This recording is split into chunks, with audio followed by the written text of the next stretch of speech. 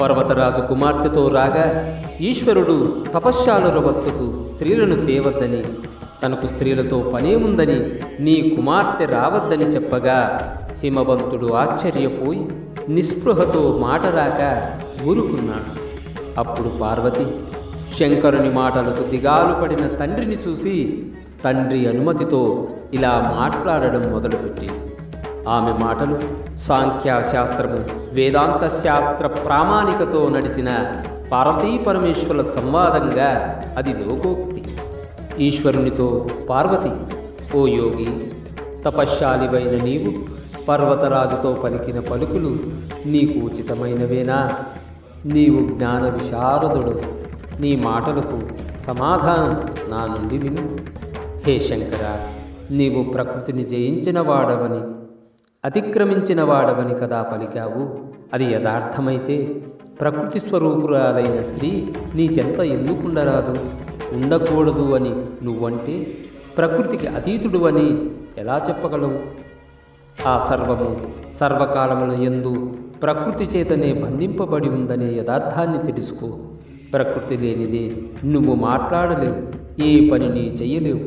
ఈ జగత్తులోని సర్వవచనములు, సర్వక్రియలు ప్రకృతి నుండే పుట్టాయి. నువ్వు ఏది విన్నా, ఏది తిన్నా, ఏది చూసినా, ఏది చేసినా ఆ సర్వము ప్రకృతి నుండే ఉద్భవిస్తుంది. కనుక తత్వబుద్ధితో విచారించి మాట్లాడాలి. ప్రకృతిని గూర్చి మిథ్యావచనాలు వద్దు అంటూ, ఓ యోగి శ్రేష్ఠ, ఇన్ని మాటలెందుకు? సిద్ధాంతాన్ని చెబుతున్నాను విను. ఆ ప్రకృతి నేనే, నీవు పురుషుడవు, ఇది ముమ్మాటికి నిజం. నువ్వు నా విగ్రహం చేతనే రూపాన్ని పొంది సగుణుడవయ్యావు. నేను లేనిదే నీ యందు సంకల్పశక్తి ఉండదు. నాతో పొత్తు లేకుండా నువ్వు ఏ పని చేయలేవు. నీ వలన లోకానికి, దేవతలకు ఏమీ ప్రయోజనం లేదు. నువ్వు నిజంగా ప్రకృతికి అతీతుడవైతే నా సమీపంలో నువ్వు భయపడవలసిన పనే ఉంది అన్నది పార్వతి.